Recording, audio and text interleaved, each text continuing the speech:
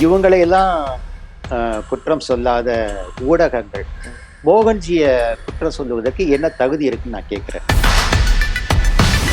மோகன்ஜி வந்து எந்த படத்துலையுமே ஜாதி வெறிய தூண்டி விட்ட மாதிரி நான் பார்க்கல. அவருடைய திரௌபதி படமும் நான் பார்த்தேன், பகாசுரன் படமும் நான் பார்த்தேன். ஒரு குறிப்பிட்ட டைரக்டர் அவர் வந்து தன்னை சுற்றி எல்லாருமே தன் ஜாதிக்காரங்களாக வச்சுப்பாராம். இன்னும் அதுக்கும் ஒரு படி மேலே போய் தன் படத்தில் நடிக்க வாய்ப்பு கொடுக்குறவங்க கூட வந்து பெரும்பாலும் தன் ஜாதிக்காரங்களை தான் வாய்ப்பு கொடுக்குறாங்க. திமுக கவர்மெண்ட்டுக்கு மத கலவரத்தை தூண்டக்கூடாது என்பது நோக்கம் அல்ல, மதவாதம் செய்யணும், இஸ்லாமியர்களை தாஜா செய்து ஓட்டுக்களை அள்ள வேண்டும் என்பது மட்டும்தான் திமுகவுடைய நோக்கம். சார், திரௌபதி இஷ்யூ ஃபர்ஸ்ட் பாடகி சின்மயி வந்து அந்த படத்துல பாடிட்டு மன்னிப்பு கேட்டாங்க. அது ஒரு இஷ்யூ போச்சு, நம்ம அதை பத்தி பேசிட்டோம். இப்ப பொங்கலுக்கு ரிலீஸ் பண்றதா இருந்தாங்க, அந்த டேட்டுமே தள்ளி போயிடுச்சு. இப்போ அந்த படம் ரிலீஸ் ஆனா கண்டிப்பா பெரிய சர்ச்சையா வெடிக்கும் சொல்லி பேசப்படுறாங்க. முக்கியமா என்னன்னா, அந்த படத்தோட கதை ஒரு இந்து முஸ்லிம் பிரிவினையை உண்டாக்கும் அப்படின்ற மாதிரி கதை இருக்குன்னு சொல்லிட்டு நிறைய விவாதம் வந்துடுச்சு. அது என்ன சார்? ஃபர்ஸ்ட் பாடகி சின்மயி விஷயத்துக்கு விளக்கம் சொல்லிடுறேன். அவங்க வந்து மோகன்ஜி படம் அப்படின்னு தெரிஞ்சே தான் பாடியிருக்காங்க. பாடிட்டு அதுக்கு பிறகு அந்த பாட்டு வந்து போட்டு ஒரு 2 daysல 1 million வியூஸ் வந்துடுச்சு அந்த பாட்டுக்கு. அதனால காண்டான இன்னொரு டைரக்டர், ஒரு சினிமா டைரக்டர் தன்னுடைய ஆட்களை தூண்டி விட்டு சின்மயியுடைய இன்ஸ்டால வந்து அவங்கள பத்தி தப்பா நிறைய கமெண்ட்ஸ் போட வச்சிருக்கிறாரு. அதுக்கு பிறகு அந்த டைரக்டரே அந்த சின்மயியை தொடர்பு கொண்டு நீ வந்து மோகன்ஜி படத்துல பாடினது வந்து அதுக்காக வருத்தம் தெரிவிக்கிறேன், அவர் படம் தெரியாம பாடிட்டேன் அப்படின்னு நீ சொன்னீன்னா உனக்கு வர்ற இந்த பேட் கமெண்ட்ஸ்லாம் வந்து ஸ்டாப் ஆகும், இல்லைன்னா இது வந்து உனக்கு கண்டினியூ ஆகிட்டே இருக்கும் அப்படின்னு அந்த டைரக்டர் சின்மயிய எச்சரிக்கை பண்ணியிருக்கிறாரு. இந்த நிர்பந்தம் காரணமாக தான் சின்மயி வந்து மோகன்ஜி படம்னு தெரியாம பாடிட்டேன் அப்படின்னு சொல்லிட்டு தனக்கு பிரச்சனையை அதோட ஸ்டாப் ஆகணுன்றதுக்காக அப்படி ஒரு பொய் சொல்லி இருக்கிறாங்க, நான் கேள்விப்பட்டேன். தன்னை தற்காத்து கொள்றதுக்காக இன்னொருத்தர் குறை சொல்லக்கூடாதுல சார்? அது தவறுதான். ஏன்னா பாடுறதுக்கு யாருமே வாய்ப்பு கொடுக்கவே இல்லை சின்மைக்கு. அந்த பிரச்சனைக்கு அப்புறம் யாருமே வாய்ப்பு கொடுக்கல. முத்தமலை பாடல் பாடினாங்க, அதுக்கான அங்கீகாரமும் கிடைக்கல. படத்துல அவங்களோட பாடல் இல்லவே இல்லை.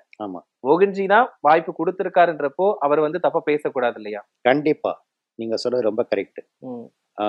அவங்களுக்கு தனக்கு வந்து டப்பிங் பேசுறதுக்கு வாய்ப்பு தர மாட்டாங்க, பாட்டு பாடுறதுக்கு வாய்ப்பு தர மாட்டேங்கிறாங்கன்னு சொல்லிட்டு சொல்லியிருக்காங்க. பல சேனல்லயும் வந்து புலம்பி இருக்கிறாங்க. அப்படியான ஒரு காலகட்டத்துல அவங்களுக்கு வந்து பாட்டு கொடுத்தது மட்டும் இல்லாம அந்த பாட்டை ஹிட்டாக்கியும் காமிச்சிருக்காரு மோகன்ஜி. அப்படி இருந்தும் நிர்பந்தம் வந்திருந்தாலும் அதை அவங்க வந்து வேற விதமா ஹேண்டில் பண்ணியிருக்கணும். இவர்கிட்டயே சொல்லியிருக்கலாம், இது போல எனக்கு நிர்பந்தம் வந்து நான் என்ன செய்யட்டும் சார்னு கேட்டு இவரே ஏதாவது வழி சொல்லியிருப்பாரு. அப்படி இல்லாம அந்த நிர்பந்தத்துக்கு உடனே ஈல்ட் ஆயிட்டு அந்த மாதிரி அவங்க ட்வீட் போட்டது வந்து ரொம்ப மோகன்ஜி கிட்ட டைரக்டா பேசியிருக்கலாம். ஆமா. அடுத்து அந்த படத்துடைய சர்ச்சை பத்தி வரேன். எந்த ஒரு இனத்துக்கும் தன் இனத்தினுடைய வரலாறு தெரிந்து கொள்வது என்பது ரொம்ப முக்கியம். தன் வேர்களை, தன் கலாச்சாரத்தின் வேர்களை தெரிந்து கொள்ளாத எந்த இனமும் தழைக்க முடியாது. இந்த படம் வந்து துருக்கியர்கள் இந்தியாவை ஆட்சி செய்து இந்தியாவினுடைய வளங்களை கொள்ளையடித்து இந்தியாவினுடைய கோயில்களை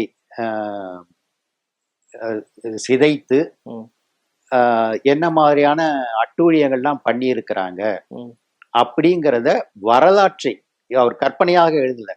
மோகன்ஜி கற்பனையாக இந்த கதையை எழுதல. அந்த வரலாற்றை தேடி தேடி அதனுடைய ஆதாரங்களை சேகரித்து அந்த வரலாறு சம்பந்தமா அந்த வரலாறு பற்றிய புத்தகங்களை படித்து இதை படமாக்கி இருக்கிறாரு. சென்சார் போர்ட்லயும் அந்த ஆதாரங்கள் எல்லாம் காமிச்சுதான் அவர் சென்சார் அப்ரூவலே வாங்கியிருக்கிறாரு. 14ஆம் நூற்றாண்டு அப்படின்னு எனக்கு நினைவு. அந்த நூற்றாண்டில் வாழ்ந்த ஹவுசாய மன்னர்கள் அப்படின்லாம் சொல்றாங்க. அது ரொம்ப ஹிஸ்டரி ஸ்டூடெண்ட்ஸ்க்கு தான் தெரியும் அந்த ஹவுசாயம் என்னங்கிறது. அவங்க வந்து சுருக்கமா சொல்லணும்னா, அன்னைக்கு இருந்தது இந்துஸ்தானம். இன்னைக்கு இருக்கிற மக்களுக்கு புரிந்து கொள்ள மாதிரி சொல்லணும்னாக்கா, அவங்க வந்து இந்து மன்னர்கள். நான் இன்னைக்கு இருக்கிற மக்களுடைய எளிய புரிதலுக்காக சொல்றேன், அவங்க இந்து மன்னர்கள். அப்படியாக வாழ்ந்த இந்து மன்னர்கள் தங்களை வந்து தங்களுடைய நாட்டை அத்துமீறி நுழைந்து, இன்வேஷன் சொல்லுவாங்க, அத்துமீறி நுழைந்து ஆக்கிரமிப்பு செய்து இந்த நாட்டின் வளங்களை கொள்ளையடித்து கோயில்களை சூறையாடி மக்களை வந்து துன்புறுத்திய துருக்கிய ஆதிக்கவாதிகள் அவங்களை எப்படி எதிர்த்து போரிட்டாங்க அப்படிங்கிறது தான் இந்த படத்தினுடைய கதை.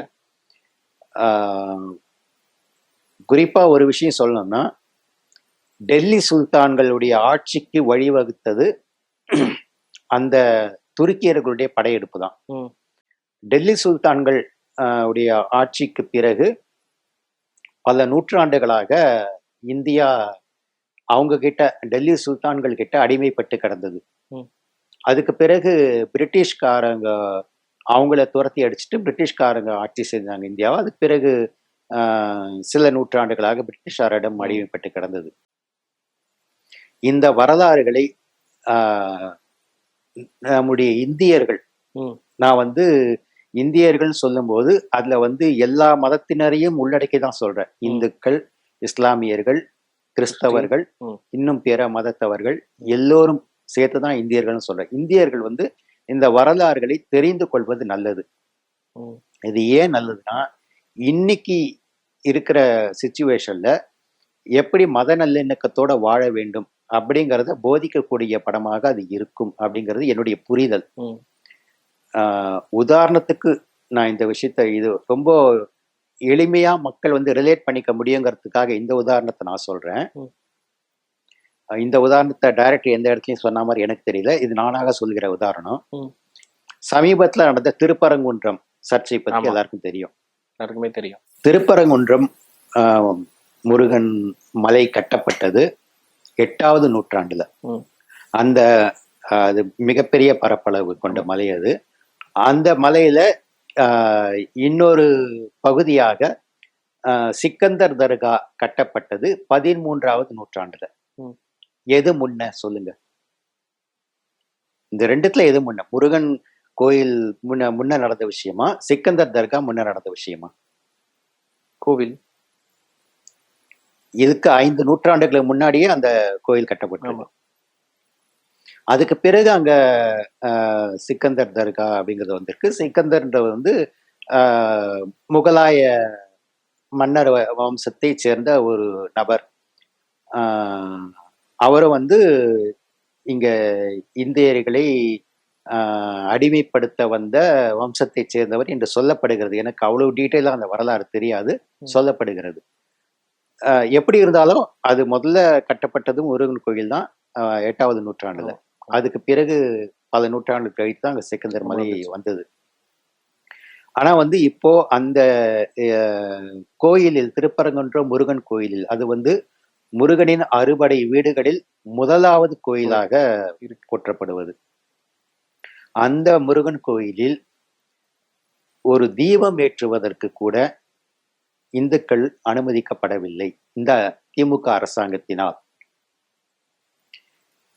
இப்போ அங்க வந்து முதல்ல இருந்தது முருகன் கோயிலா அல்லது முதல்ல இருந்தது சிக்கந்தர் கோயிலா என்று தெரியாத மக்கள் வேணா குழம்பி போவாங்க. ஒருவேளை திமுக கவர்மெண்ட் செய்யறது கரெக்ட் தான் போறது அப்படின்னு நினைக்கலாம். ஒருவேளை திமுக கவர்மெண்ட் வந்துட்டு மத கலவரத்தை தூண்டக்கூடாது அப்படிங்கிறதுக்காக கூட இதை ஸ்டாப் பண்ணலாம் இல்லையா? திமுக கவர்மெண்ட்டுக்கு மத கலவரத்தை தூண்டக்கூடாது என்பது நோக்கம் அல்ல, மதவாதம் செய்யணும், இஸ்லாமியர்களை தாஜா செய்து ஓட்டுக்களை அள்ள வேண்டும் என்பது மட்டும்தான் திமுகவுடைய நோக்கம். ஏன்னா அங்க வந்து தீபம் ஏற்றுவதை இஸ்லாமியர்கள் முதல்ல எதிர்க்கவே இல்லை. அந்த தர்காவை சேர்ந்த இஸ்லாமியர்கள் கூட எதிர்க்கவே இல்லை. இவங்களே தான் முதல்ல வந்து அதை எதிர்த்து கேஸ் போட்டாங்க. திமுக தரப்புல. ஆமா. அந்த மலையில தீபத்தூணில் தீபம் ஏற்றுவதற்கு எங்களுக்கு அனுமதி வேண்டும் என்று கேஸ் போட்டவர் ராம ரவிக்குமார். ஆமா. அதுக்கு எதிராக அங்க தீபம் ஏற்றக்கூடாது, ஏற்றுனா இந்து முஸ்லீம் கலவரம் வரும் சொல்லிட்டு பதில் மனு தாக்கல் பண்ணது திமுக அரசு. ஆமா. ஆனா அந்த சமயத்துல வந்து எந்த இஸ்லாமியரும், அந்த தர்கா சிக்கந்தர் தர்காவை சேர்ந்தது இஸ்லாமியர் உள்பட யாருமே அப்ஜெக்ஷன் தெரிவிக்கல. இவங்களாக முஸ்லீம்களை தாஜா, ஏன்னா எலெக்ஷன் வரப்போகுது இப்போ 3 மாசத்துல. சோ உங்களுக்கு நான் தான் வந்து பாதுகாவலன் அப்படின்னு காமிச்சிக்கிறதுக்காக இந்த மாதிரி ஒரு பதில் மனு தாக்கல் பண்ணிட்டு, அதுக்கு பிறகு அந்த இஸ்லாமியர்களில் ஒரு பிரிவினரை மட்டும் தூண்டி விட்டு நீங்களும் வந்து எங்க கூட எதிர்ப்பு தெரிவிங்க, எங்களுடைய மனுவில் வந்து நீங்களும் ரிஜாயிண்டரா சேர்ந்துக்கங்க அப்படின்னு சொல்லி, அதுக்கு பிறகுதான் வந்து ரிஜாயிண்டராக அந்த தர்காவை சேர்ந்தவங்க அந்த கேஸ்குள்ள வந்தாங்க. இது ஒரு விஷயம். 2வது விஷயம், இந்த சிக்கந்தர் தர்காவுக்கும் இந்த தீபத்தூணும் இருக்கிற இடத்துக்கு இடையில வந்து கிட்டத்தட்ட 15 மீட்டர்களுக்கு மேல தூரம் அதிகம் இருக்குதுன்னு சொல்றாங்க.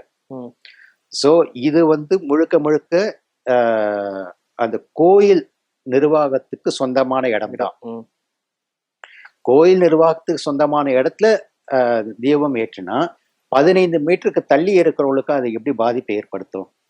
2வது, ஜஸ்டிஸ் ஜிஆர் சுவாமிநாதன் அவர்கள் நேரில் விசிட் செஞ்சிருக்காரு. நேர்ல போய் ஆய்வு செஞ்சு இது 2த்துக்கு இடையில இவ்வளவு இடைவெளி இருக்கு அப்படிங்கறதை எல்லாம் அவர் கண்கூடாக பார்த்து தெரிந்து கொண்டுதான் அப்ப கூட அவர் என்ன தீர்ப்பு கொடுத்தாருன்னா, எல்லாரும் போய் தீபம் ஏற்றுங்கன்னு சொல்லல. அவர் 10 பேர், மனுதாரர் ராம ரவிக்குமார் ஒரு 10 பேரை சேர்த்து கொண்டு போய் அங்க தீபம் ஏற்றி விட்டு வரலாம், அதுக்கு வந்து போலீஸ் பாதுகாப்பு கொடுக்கணும் அப்படின்னு தீர்ப்பு கொடுத்தாரு. ஆனா வந்து இவங்க இந்த கவர்மெண்ட் வந்து அதை செய்யல. இந்த இன்சிடென்ட்ல வந்துட்டு ஒருத்தர் இறந்து கூட போயிட்டாரு, தீ குளிச்சு. ஆமா, அவரு பேர் எனக்கு மறந்து போச்சு. பூரணச்சந்திரன் என்பவர் இதற்காக தீ குளிச்சு உயிர் தியாகம் பண்ணியிருக்கிறார். ஜஸ்ட் ஜிஆர்எஸ் இப்படி ஒரு உத்தரவு கொடுத்ததுக்கு பிறகு முற்றிலும் சட்டத்துக்கு புறம்பாக அந்த மாவட்ட கலெக்டர் வந்து அங்க 144 ஆர்டர் போட்டார். ஆமா, 144 ஆர்டர் போட்டா ஒரு 4 பேருக்கு மேல ஒரு கூட்டம் சேருவதற்கே அனுமதி கிடையாது. இது 144 போட்டது வந்து கோர்ட்டுக்கு போயிருது. ஜட்ஜி வந்து மறுபடியும் வந்து அந்த 144 ரிவோக் பண்ணி ரத்து செய்து இன்னொரு உத்தரவு பிறப்பிச்சார். அதுக்கு பிறகும் அந்த 10 பக்தர்கள் போய் தீபம் ஏற்றுவதற்கு அந்த மாவட்ட போலீஸ் நிர்வாகம் அனுமதி கொடுக்கல. இதுக்கு பிறகு ஹைகோர்ட்ல வந்து 2 நீதிபதிகள் கொண்ட அமர்வுக்கு இந்த கேஸ் போயிருக்கு. அந்த 2 நீதிபதிகள் கொண்ட அமர்வுமே 2 நீதிபதிகளுமே யோகபித்த தீர்ப்பாக ஜஸ்டிஸ் ஜிஆர் சுவாமிநாதன் கொடுத்த தீர்ப்பு சரியானது. அங்க வந்து அது முழுக்க முழுக்க அந்த கோயில் நிர்வாகத்துக்கு சொந்தமான இடம்தான், அவங்க தீபம் ஏற்றுவதற்கு அனுமதி உண்டு அப்படின்னு சொல்லிட்டாங்க. இதுக்கு பிறகு இதையும் ஏற்றுக்கொள்ளாம மறுபடியும் சுப்ரீம் கோர்ட்டுக்கும் போயிருக்குது இந்து அறநிலையத்துறை. பேரை பாருங்க, இந்து அறநிலையத்துறை, அது இஸ்லாமிய அறநிலையத்துறை கிடையாது. இந்து அறநிலையத்துறைன்னு பேரை வச்சுக்கிட்டு இந்துக்களுக்கு எதிராக இவங்க மேல அப்பீலுக்கே போயிட்டு இருந்தாங்கனாக்கா அது வந்து எப்படி சரியாக இருக்க முடியும்? இந்துக்கள் அவ்வளவு இளிச்சவாயர்கள் என்று இந்த திமுக அரசு நினைத்து கொண்டிருக்கிறது அப்படின்னு தான் சொல்ல முடியும். ஸோ இதை வந்து மக்களுக்கு புரியணும்னா இந்த திருப்பரங்குன்றத்தினுடைய மலையினுடைய வரலாறு தெரிஞ்சுக்கணும். தெரிஞ்சாதான் யாரு பக்கம் நியாயம் இருக்கு, யாரு பக்கம் நியாயம் இல்லைன்னு புரிஞ்சுக்க முடியும். இந்த மக்கள் நான் சொல்றது வந்து இந்துக்கள் மட்டுமல்ல, இஸ்லாமியர்களுக்கு கூட அந்த உண்மை வரலாறு தெரிஞ்சுட்டா அது இஸ்லாமியர்கள் கூட என்ன புரிஞ்சுப்பாங்க, அது அவங்களுக்கு சொந்தமான இடம்ப்பா, அவங்க போய் தீபம் ஏற்றிக்கிட்டோம், அது என்ன தப்பு இருக்குது அப்படின்னு தான் இஸ்லாமியர்களும் வந்து புரிஞ்சுக்குவாங்க. அதுக்கு எந்த இடையூறும் ஏற்படுத்த மாட்டாங்க. ஸோ இந்த விதமான புரிதலை மக்களிடையே ஏற்படுத்த வேண்டும் என்பதுதான் இந்த திரௌபதி 2 படத்தினுடைய சாராம்சமாக இருக்கும் அப்படின்னு. ஏன்னா படமே வந்து இனிமேதான் வெளிவரப்போகுது, இன்னும் 2 நாட்கள் வெளிவரப்போகுது. நான் கேள்விப்பட்ட வரைக்கும் சாராம்சமாக இந்த ஒரு இந்து முஸ்லீம் மத நல்லிணக்கம் தான் இந்த படத்தினுடைய நோக்கமாக இருக்கும் என்று நான் புரிந்து கொள்கிறேன். இப்ப மோகன்ஜி எடுத்துக்கிட்டோம்னு வச்சுக்கோங்களேன், உங்களோட படங்கள் பெரும்பாலுமே என்ன சொல்லுவாங்கன்னா, ஒண்ணு ஜாதி கலவரத்தை தூண்டுற மாதிரி இருக்கும்னு சொல்லுவாங்க. இப்போ இது வந்து மத பிரிவினை உண்டாக்குற மாதிரி படமா இருக்கும் அப்படின்ற மாதிரி தான் எல்லாரும் கமெண்ட் பண்ணிட்டு வராங்க. இதை நான் கேட்கிறேன். இப்போ பா ரஞ்சித் வந்து நீலம் ப்ரொடக்ஷன்ஸ் பேர் வச்சிருக்காரு படத்துக்கு, ஆமா. தன்னுடைய பட ஆமா. கம்பெனிக்கு. அந்த பேர்லயே வந்து அவர் ஒரு குறிப்பிட்ட ஜாதி அடையாளத்தையும் கட்சி அடையாளத்தையும் காமிக்கிறாரு. ஆமா. அவரை மாதிரி இருக்கிறவங்கள அவராகட்டும், மாரி செல்வராஜ் ஆகட்டும், இவங்களையெல்லாம் குற்றம் சொல்லாத ஊடகங்கள் மோகன்ஜிய குற்றம் சொல்லுவதற்கு என்ன தகுதி இருக்குன்னு நான் கேட்கிறேன். நான் வந்து வெளிப்படையாக ஒரு குற்றச்சாட்டை முன்வைக்கிறேன். தமிழ்நாட்டில் இருக்கிற பெரும்பான்மை ஊடகங்கள் இடதுசாரி நிலைப்பாட்டில் இருந்து கொண்டு நியாயத்தை பேச மறுக்கின்றன. நியாயத்தை பேசுகிறவர்களுக்கு ஒரு தவறான முத்திரை குத்தி தனிமைப்படுத்த பார்க்கின்றன அப்படின்னு நான் குற்றம் சாட்டுறேன். மோகன்ஜி வந்து எந்த படத்துலையுமே ஜாதி வெறிய தூண்டி விட்ட மாதிரி நான் பார்க்கல. அவருடைய திரௌபதி படமும் நான் பார்த்தேன், பகாசுரன் படமும் நான் பார்த்தேன். இது எதுலையுமே வந்து ஜாதி வெறியை வந்து அவர் தூண்டி விடல. திரௌபதி படத்தை பொறுத்த வரைக்கும் ஹைகோர்ட்ல ஒரு கேஸ் நடந்திருக்குது. பெண்களை ஒரு குறிப்பிட்ட பிரிவினர் வந்து குறிப்பிட்ட பிரிவை சேர்ந்த வக்கீல்கள் காதலின் பேரால ஏமாற்ற வச்சு, அதுக்கு பிறகு அவங்க வீட்டுல இருந்து நிறைய நகை பணம் அந்த பெண்ணை விடுவிக்கிறதுக்கு நிறைய நகை பணம் எல்லாம் வந்து வாங்க செய்யுது. அந்த பையன் வீட்டார வாங்க செய்யுது. அதுக்கு பிறகு அந்த பெண்ணுக்கு வந்து டிவோர்ஸ் கொடுத்து அனுப்பியிருக்கிறாங்க. இந்த மாதிரியான கேஸ்ல வந்து நிறைய வக்கீல்கள் தவறு செய்தார்கள் சொல்லிட்டு ஹைகோர்ட்டே வந்து அவங்க மேல நடவடிக்கை எடுத்திருக்குது. இது வந்து ஹைகோர்ட்ல நடந்த ஒரு வழக்கு வரலாறு. அதை பேஸ் பண்ணி தான் வந்து திரௌபதி படம் எடுத்திருக்கிறாரு. அதுல வந்து இந்த ஜாதி உயர்ந்ததுன்னு சொல்லியோ இந்த ஜாதி தாழ்ந்ததுன்னு சொல்லியோ அவர் சொல்லவே இல்லை. ஒரு பிரிவினர் பெண்களை வந்து இது போல எக்ஸ்ப்ளாய்ட் செஞ்சு பணம் பறிச்சிருக்கிறாங்க அப்படிங்கிற அவேர்னஸ் பெண்களுக்கும் பெண்களை பெற்றவர்களுக்கும் கொடுக்கறதுக்காகவும், அந்த சம்பந்தப்பட்ட பசங்க கூட வந்து அதுல வந்து டூல்ஸா பயன்பட்டிருக்காங்க, கருவிகளா பயன்பட்டிருக்காங்க. நீ போய் அந்த பொண்ணை லவ் பண்ணி இந்த மாதிரி ஏமாத்து, அதுக்கு பிறகு அவங்க கிட்ட இருந்து 5 லட்சம் பறிக்கலாம், 10 லட்சம் பறிக்கலாம்னு அந்த பையன்களுக்கு ஆசை காமிச்சு ஒரு கும்பல் செயல்பட்டு இருக்கு. ஸோ அந்த மாதிரியான தவறுகளுக்கு பெண்களும் இரையாகக்கூடாது, அந்த தவறுகளை வந்து பசங்களும் செய்யக்கூடாது அப்படிங்கிற விழிப்புணர்வுக்காக தான் திரௌபதி படம் வந்தது. பகாசுரன் படத்தை பொறுத்த வரைக்கும் இன்னைக்கு இருக்கிற மாடர்ன் டெக்னாலஜியை பயன்படுத்தி எந்த வகையிலெல்லாம் பெண்களை வந்து